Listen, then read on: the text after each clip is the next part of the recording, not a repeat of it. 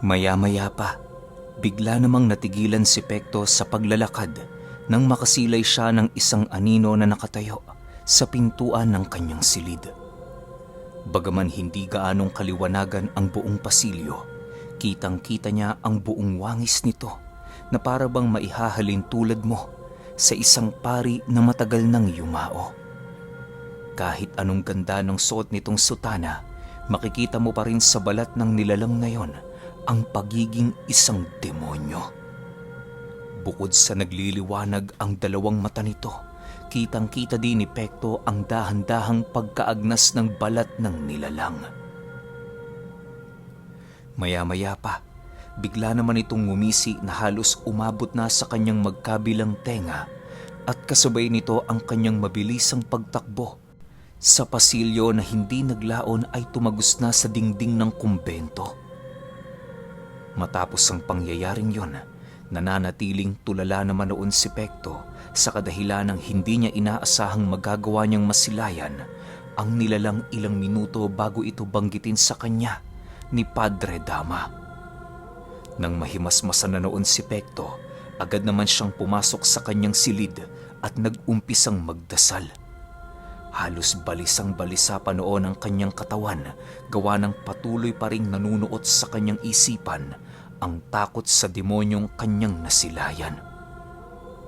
Habang patuloy siyang nagpapahinga, naisipan naman niya noong balikan ang silid ni Padre Dama kahit may kalaliman na ang gabi.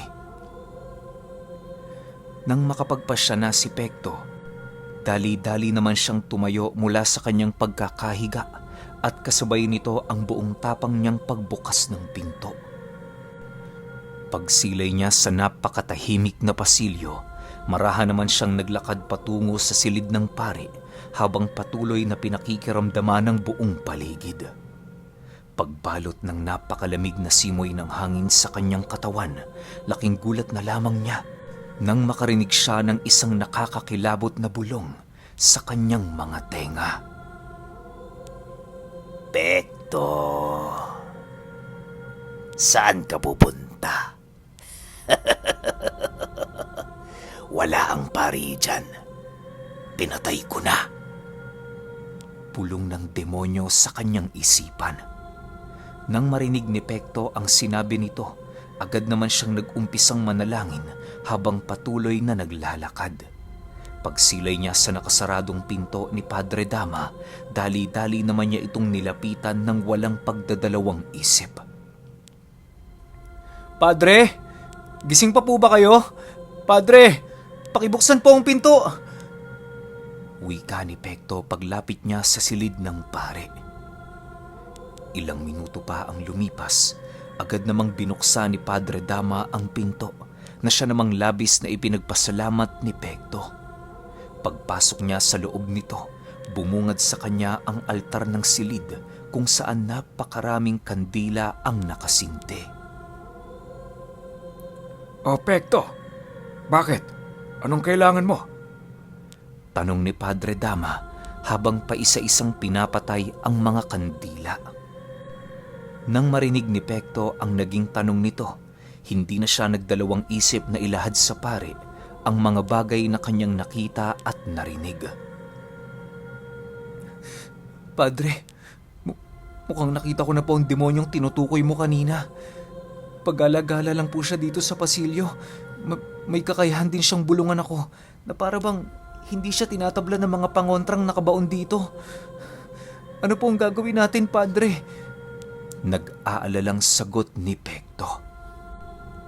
Matapos itong marinig ni Padre Dama, dali-dali naman itong sinipat ang kabuuan ng pasilyo sa pagbabaka sakaling magagawa niyang masilayan ang nilalang na tinutukoy ni Pekto. Nang dumating sa puntong wala naman siyang nakita sa paligid, agad siyang bumalik sa kanyang silid habang nagwiwika ng, Nakakapagtaka. Bakit siya sa'yo nagpapakita? Anong meron sa'yo, Pekto, na labis na hinahangad ng demonyo? Sigurado kung hindi ito ang mutya ng kalaykay dahil ang mutyang yan ang labis nitong kinagagalitan.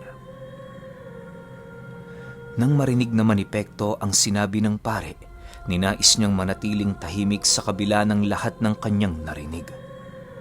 Maya-maya pa, bigla namang naantala ang kanilang pag-uusap nang makarinig sila ng pagsigaw ng isang sakristan.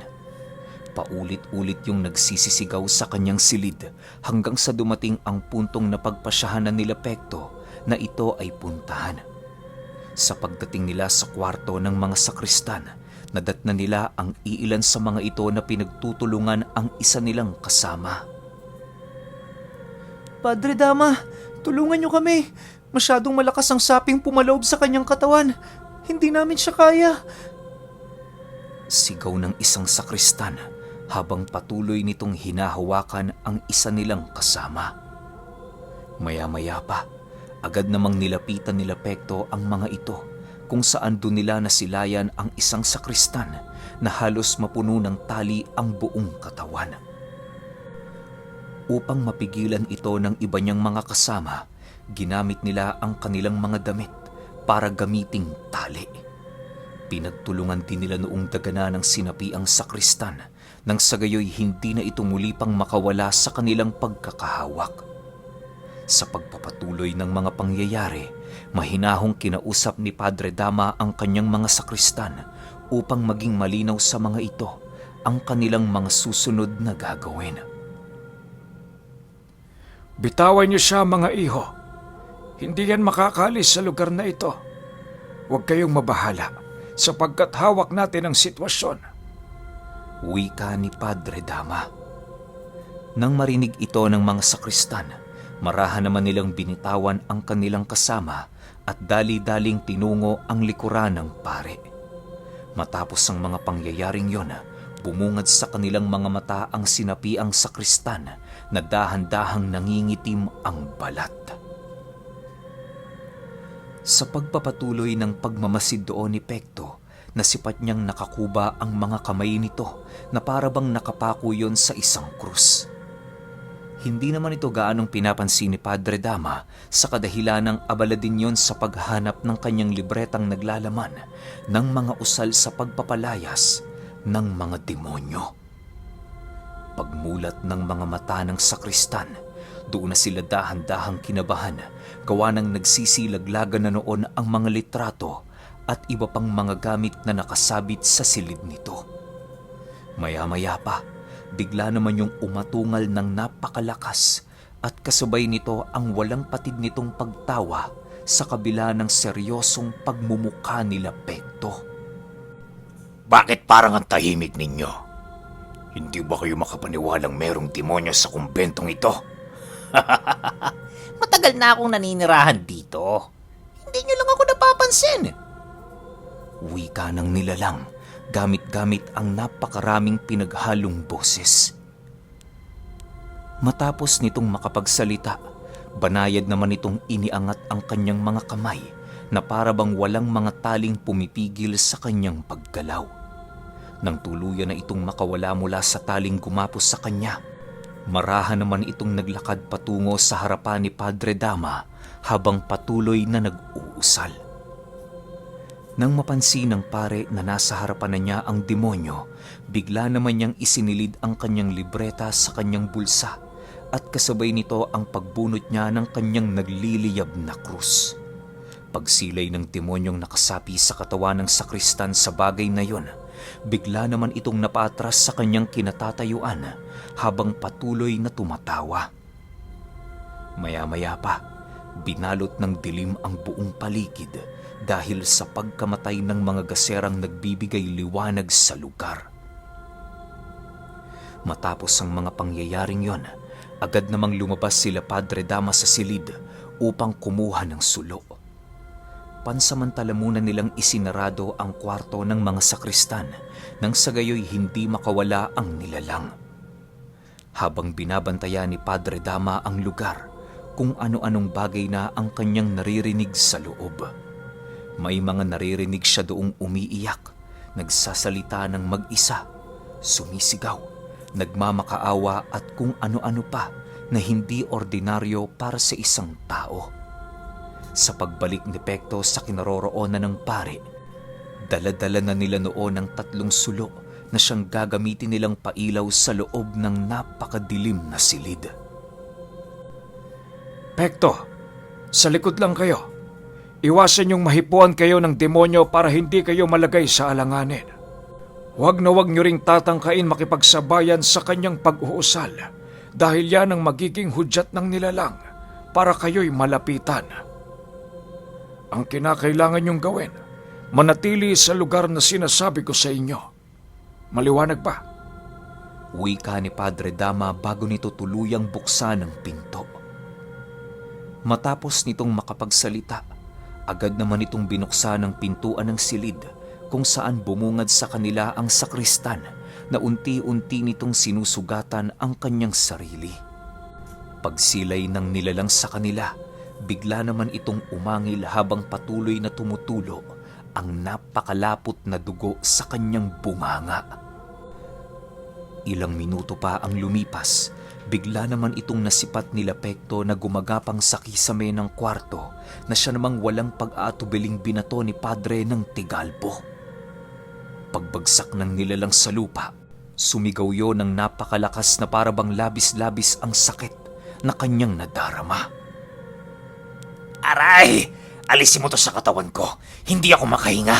Nalalaptos ang mga balat ko. Paulit-ulit na sigaw ng nilalang habang patuloy na hinahaplos ang kanyang katawan.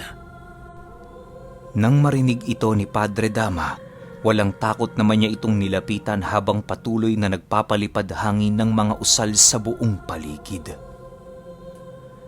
Ilan kayo? Ano ang kasalanan ng batang ito sa inyo? Bakit niyo sila sinapian? May nais ba kayong makausap rito? Tanong ni Padre Dama sa nilalang. Matapos nitong makapagsalita, nag-akma naman yung ilalapat ang nagliliyab na krus sa dibdib nito na siya namang labis na ikinatakot ng nilalang. Wala kaming ibang kakausapin dito, Dama, kundi ang taong nagtatanga ng mutya ng kalaykay. Iharap mo siya sa akin, sapagkat siya ang pakay ko at hindi ikaw. Sagot naman sa kanya ng nilalang. Ganun ba? Paano kung hindi ako pumayag? May magagawa ka ba? Tandaan mo, hindi kita kinakausap ngayon bilang kapantay ng lakas ko. Kung tutuusin, kayang-kaya ko nang sunugin ngayon ang kaluluwa mo. Huwag mo akong susubukan, demonyo. Mas masahol pa ako sa inyo. Sagot naman ni Padre Dama. Nang marinig ito ng nilalang, tumawa lang naman ito habang patuloy na bumubulwak sa kanyang bibig ang napakalapot na dugo. Panay din ang ginagawa nitong pagbulong-bulong sa hangin ng mga kataga na halos hindi maunawaan ni Padre Dama.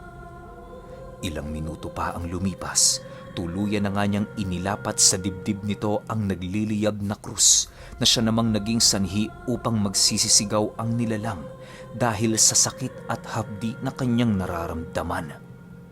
Bago ito tuluyang maglaho sa katawan ng sakristan, inilahad nito kay Padre Dama na hindi doon magtatapos ang buhay niya. Nangako itong babalik sa bawat katawan ng sakristan hanggat hindi na pagbibigyan ang kanyang kagustuhan. Matapos makapagsalita ng demonyo, may nasipat silang aninong kulay itim na lumabas sa katawan ng sakristan. Hindi na nila yon nagawa pang masilayan sa kadahilan ng mabilisan din naman yung naglaho. Nang masipat nilang wala ng malay ang binatang sinapian, dali-dali naman itong nilapitan nila Pekto at ni Padre Dama. Paghawak ng pari sa kamay nito, agad naman itong tinawag ang pangalan ng sakristan na hindi naglaon ay tuluyan niyang napabalik sa walang malay nitong katawan. Nang masipat ni Padre Dama na nasa maayos na itong kalagayan, inutusan niya ang iilan nitong mga kasamang sakristan na kumuha ng maligamgam na tubig at iilang bunga ng kalamansi. Dahil sa pangyayaring yon, kung kaya't buong magdamag sila noong walang tulog. Kinakailangan kasi nilang bantayan ang sinapiang sakristan upang masigurong hindi mapapasukan ang katawan nito ng mga engkantong nagmamasid sa buong paligid. Kinaumagahan, Nagsagawa sila ng isang maliit na ritual at panalangin sa loob ng kumbento para maitaboy ang mga demonyong naninirahan doon. Naglagay din sila Pekto ng mga pangontra sa loob at labas nito para naman kahit papaano'y magawa nitong maapektuhan ng dyablo. Matapos nilang gawin ang lahat ng inuutos sa kanila ni Padre Dama, agad naman nilang tinungo ang silid na kasalukuyan nitong kinaroroonan. Nadatnan nila itong nananalangin ng taimtim at para bang wala na itong ganang pumanhik sa bundok para magpenitensya. Padre, hindi na po ba kayo magpepenitensya? Mahinahong tanong ni Pekto sa pare. Hindi na siguro, Pekto. Mas marami pa tayong kinakailangang gawin dito. Hanggat gumagala pa ang demonyong yun, hindi ako matatahimik. Sagot naman sa kanya ng pare.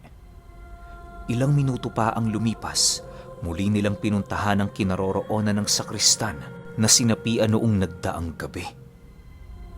Habang pinagmamasdan nila ang napakahimbing nitong tulog, doon pinag-usapan ni Padre Dama at ni Pekto ang tungkol sa kaganapan noong gabi.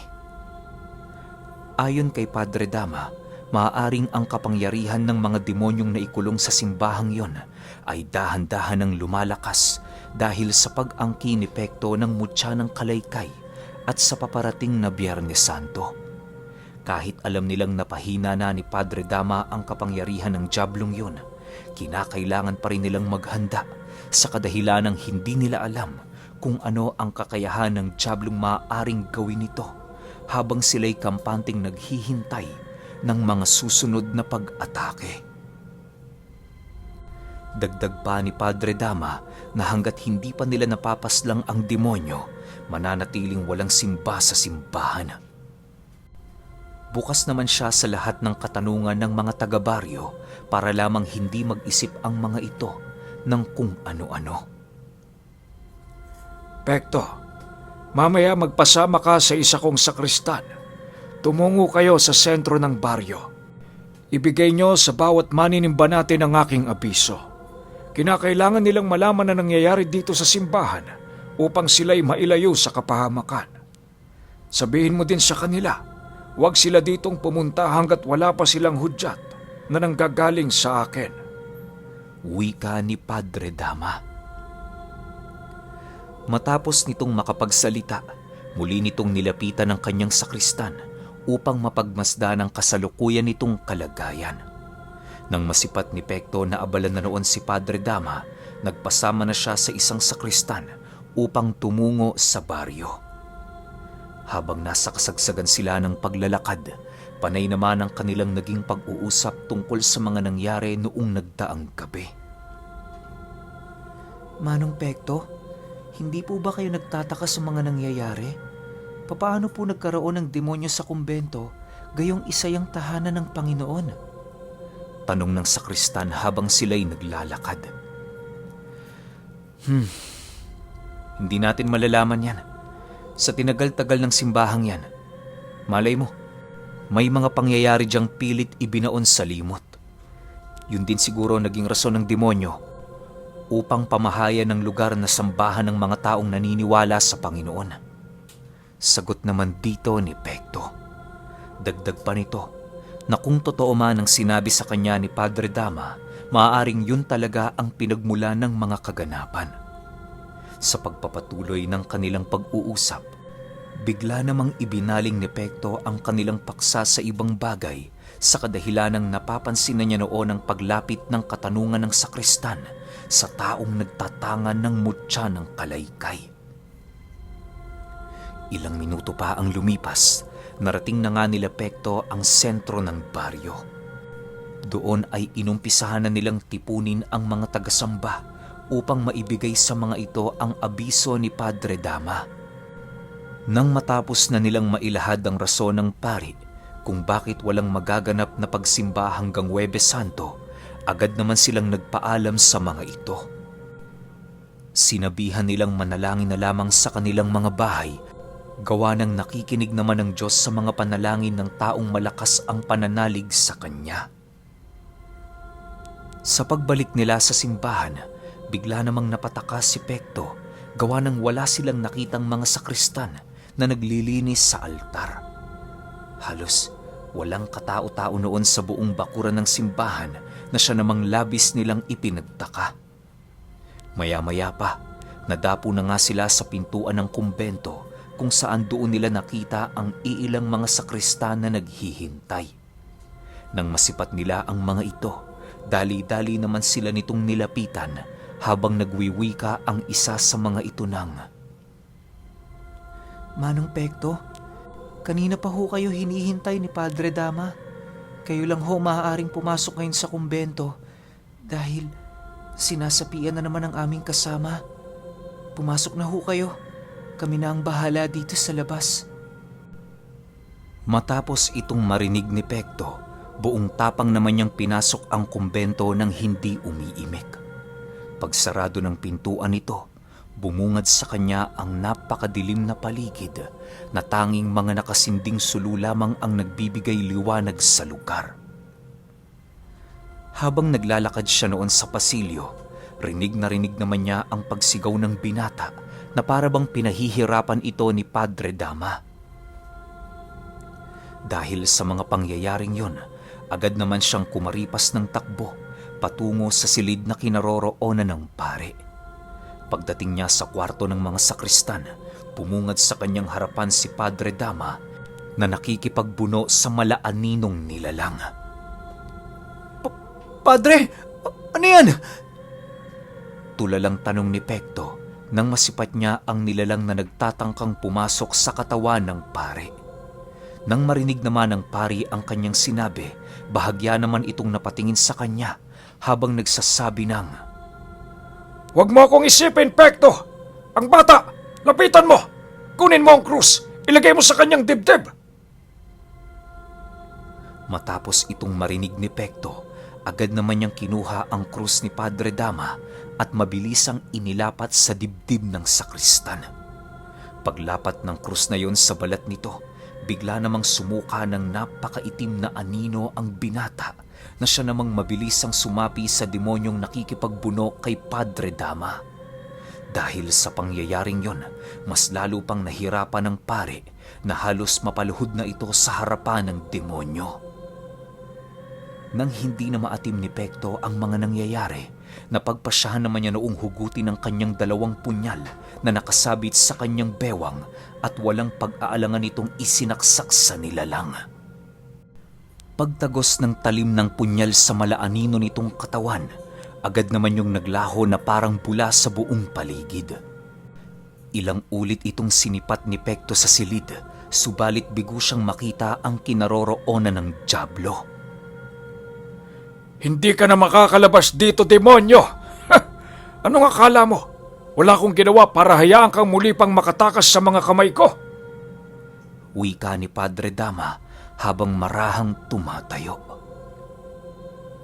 Matapos nitong makapagsalita, agad naman yung nag-usal ng mga buhay na kataga upang gamitin ang isang lihim na karunungan na tinatawag na lubid ng kamatayan.